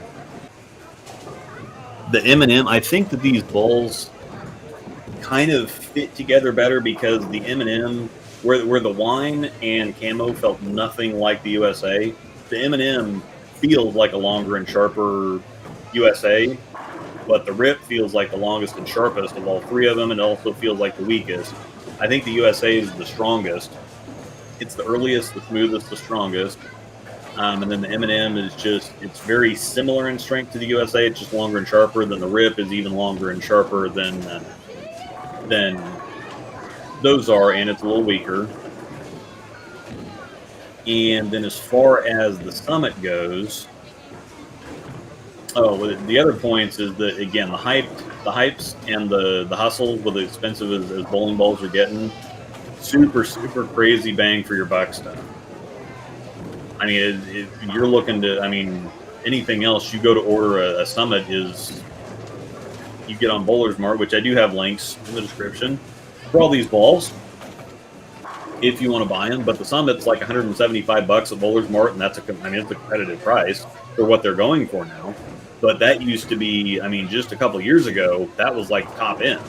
Now the top end stuff is $200, or if you're looking at motive balls, it's $215, or you even get them drilled. So this is like, you're like looking at $250, $300 to get a bowling ball drill anymore. And when you can get a Hustle for like $110, $120, and it looks like what I've shown here already, or just for a few bucks more, you can go up to the heights. You can make yourself an entire decent arsenal with switching up layouts and surfaces. You can get a whole 6-ball arsenal for what it costs to buy 3 other balls, or 4 maybe. So, all right, I'm gonna go. Let's see. I think I showed everything I wanted. Oh, actually, I can pull in the IQ Tour Solid to kind of compare with this here too. And did I get, is this new Tour Solid? Let me see. Okay, yeah, this is when I filmed for the Ruby first time. So the Rip is like a straight step down from the IQ Tour.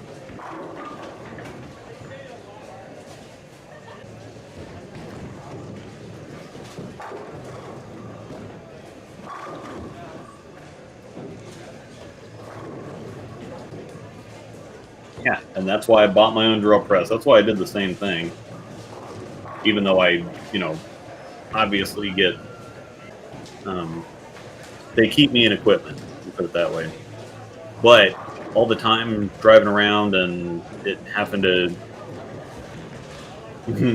I love you, but the beard is giving me Justin Turner vibes. It's not quite that long yet, but that's the goal.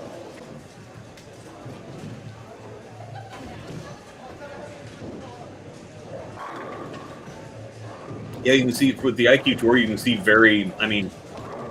it looks like a Rip. It's just earlier and a little rounder.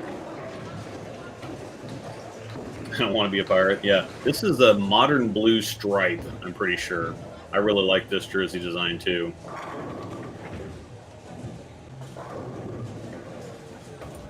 What's a good storm-based arsenal for 37 feet, 29 mil flat pattern, two-handed, 14 to 15 mile an hour, depends, high rev.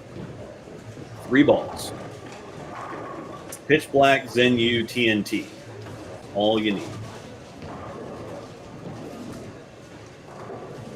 And I'm not really even kidding.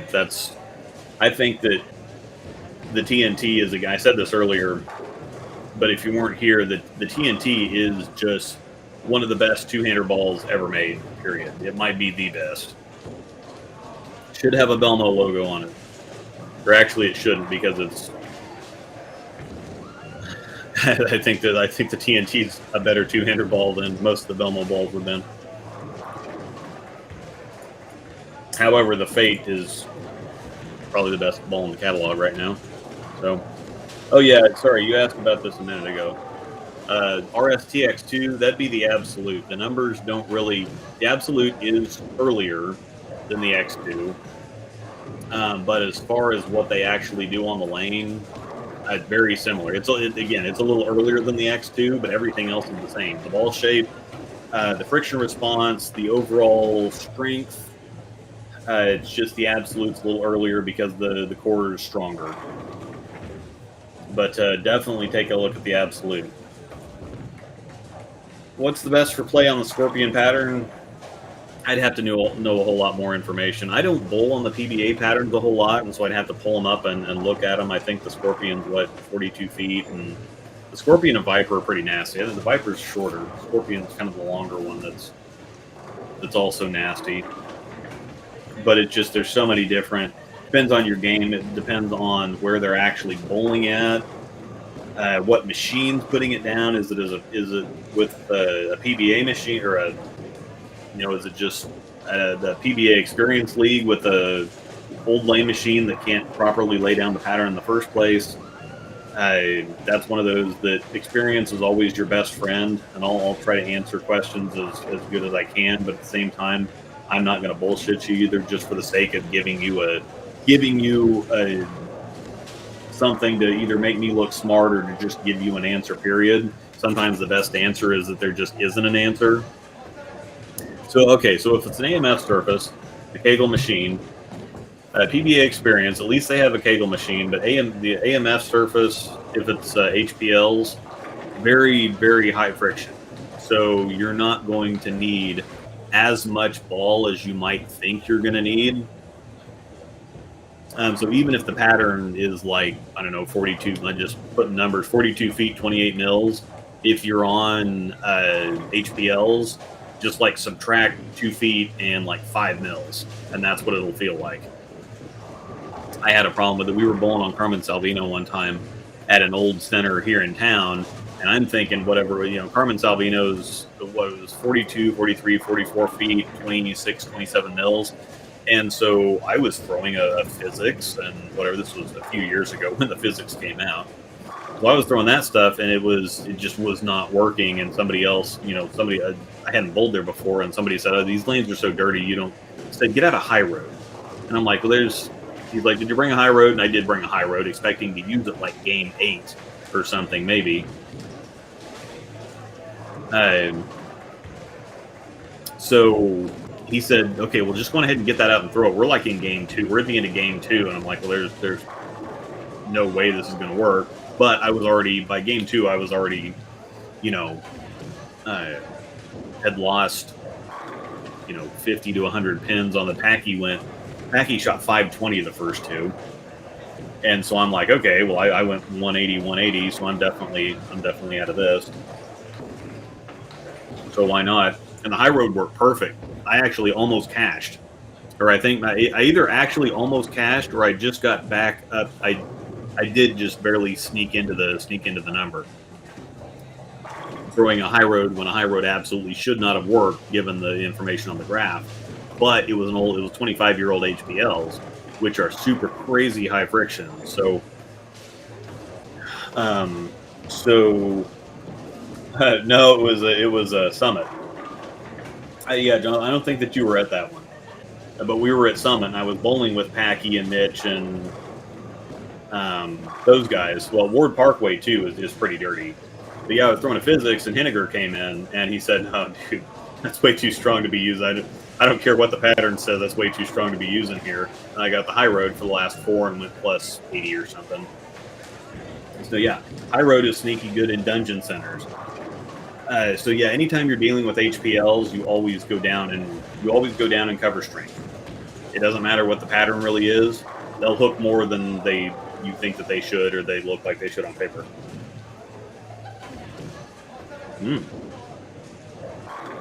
I love this question, Rebecca. Okay, I'm going to put something else on the screen because nobody else wants. I think we're done here. Put something fun and random up there just because. What do I got here? Torch it. RSTX3, nobody wants to see that. Nova, Night Road. No. Where's the perfect ball here? Halo Burn. Watch a little Halo Burn here for a second. I like to see the overseas stuff.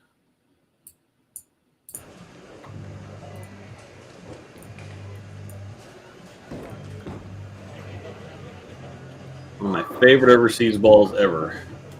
I'm on a sports shot league that won't disclose what the pattern is until we've bowled on it for one round. How do you put a 6-ball arsenal together, or would you take more together for that? I would think that if they don't tell you what the pattern is, it shouldn't ever be anything like 32 feet, 30 mils, or like 48 feet. It shouldn't be something that you can't, it shouldn't be something unreasonable to where you know that people are going to walk in and just not have the equipment or the surfaces or whatever else for it. So I would just assume that if someone reasonable that had a clue was putting this league on, that they would not do anything crazy outlandish. They would do something that would be challenging, but that you should be able to kind of semi-plan for. It's kind of like nationals. Like they hide the pattern, but it's always very similar from year to year, and they at least are consistent with it. It's not something that's going to be super long, super short, super wet, super dry, whatever else. Just picking a varied, intelligent arsenal should get you in play. And so I would think that the same would be true here. So putting together a 6-ball arsenal, I would have a solid asymmetric ball. So I would do something like DNA, Absolute, TNT/Phase 2, whatever your pick your poison there. One of those two with a Fate. And then I would have probably I would drop down into like an IQ Ruby and then have a camo rip, whatever else, with a little bit of surface on it. As a lefty, I would definitely have, a pitch black, probably a Zen-U. I'd probably put a Zen-U on the bottom.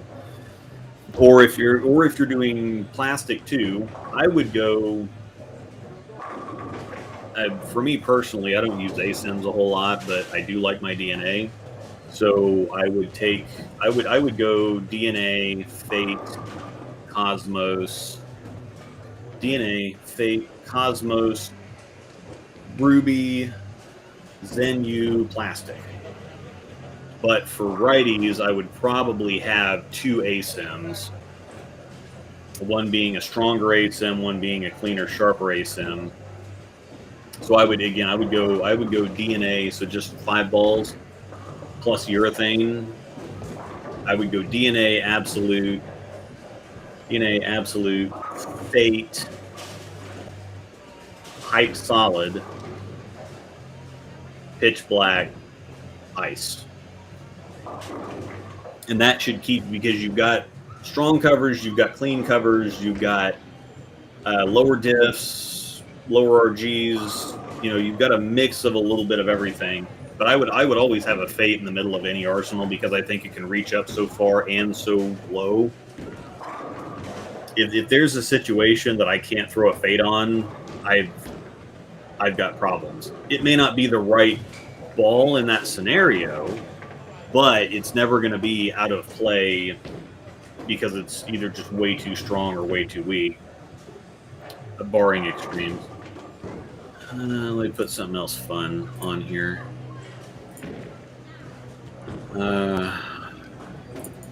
Angel's Code Extreme. Let's look at Angel's Code Extreme.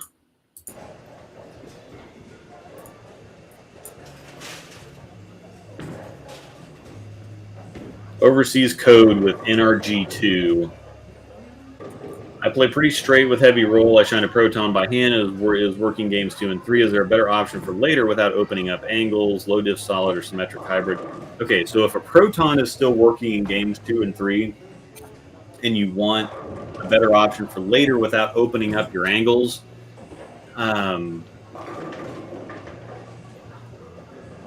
a Fate I would definitely recommend a Fate. It's really good at just putting it right down, second, third arrow, walking it in, making it work. But if you're already throwing a Proton, Fate's a pretty good step down from a Proton. But I can't think of a lot better ball than a Fate for just staying straight and staying there and not having to really open up your angles or do crazy things.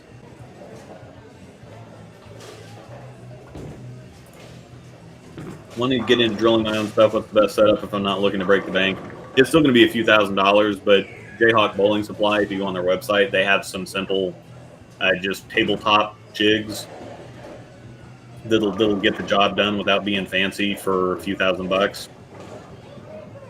So Jayhawk Bowling Supply would definitely be Russ, or I think Alex is up front in sales now. Russ or Nathan in the pro. Russ would probably be the best one if he's there to talk to in the pro shop division, and Alex. Russ Wilson, Alex Hardman would work. Nathan Hardman would be able to give you the information too.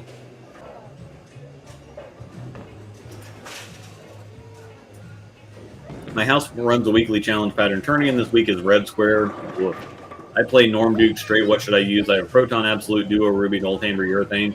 Old Hammer, Urethane. Red Square, we bowled a tournament on Red Square a couple months ago, and it is a nightmare. Absolute nightmare. Even if you will learn what consistency and repetition actually is on Red Square. Because because I am very highly critical. I feel like I have a very good eye for ball reaction. I can see absolutely everything. My eyesight is perfect, crystal clear.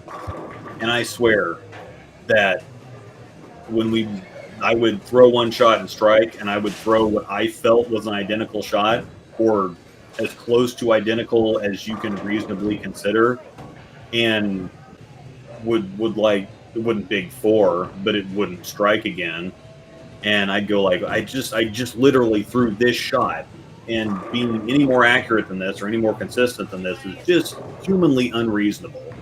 Now again, I'm on the left side, and it went a little bit better for the righties, but yeah, Red Square is nasty. So you're just play straight with something that doesn't hook a whole lot. Just walk it in. I threw a Zen-U up 5 the entire day because my pitch black just wouldn't really do much. What kind of surface do you run on your Fate usually? I have resurfaced it a couple times because I use it a lot, and just to freshen the cover up, I'll just do my 1000 step 2 thing. But I really don't hit it very hard with the polish. I'm more just trying to. I start with 1000 because I like that strong under grip, but I don't also want to. I don't want to get like a hard shine on it. I just more want to shine up that, knock the dust off of it, so to speak. So, yeah, not fun. Welcome to Flat Patterns. Red Square needs to take a long walk off a short pier. Absolutely. All right, so we've completely devolved. Oh, and that just ended at a perfect spot. So we've completely gone off the rails. I got to all the questions. I will have videos coming soon. I'm almost done writing the Hustle Rip review. So I'm going to say I've got some stuff to do this weekend. So I'm going to say probably early, middle of next week before I have Hustle reviews. And then I'm still going to put out Duo versus Summit, Summit versus Phase G. I still have some videos coming for some stuff, and I just hope that I get a minute before Bowl Expo dumps a whole bunch of stuff on me. And I might be able to, it might be one of those things too, where instead of making a zillion different videos, I might, or some throwaway videos just to have a video that people aren't really interested in. I might just wait for Expo to see what I can compare to the new stuff that I can compare to the Duo and the Summit and the Hustles and whatever else. So thanks a bunch for everybody hanging out. We had a good time. Yeah, the breakdown pair is on Monday too. We have a few things to talk about, namely Elise Bolton getting fined again. Had some other friends that have gotten fined doing some stuff, and There was something else silly that somebody got fined for the other day too. There was something just, oh yeah, one of the PWBA players got fined for complaining about there not being water available to the bowlers. The spectators could get water, but the bowlers couldn't, and this bowler complained about it, and they fined her for complaining that there wasn't water available for the bowlers. Uh-oh. Max, there will be something cool in your mailbox tomorrow. I think I know what it is. And you're going to want to watch the breakdown pair on Monday to find out. That was Elise again. So that's what she got fined for. She's getting fined for everything. And then she's making videos complaining about it and getting fined for those. She needs to fire that OF account back up to pay for all her fines.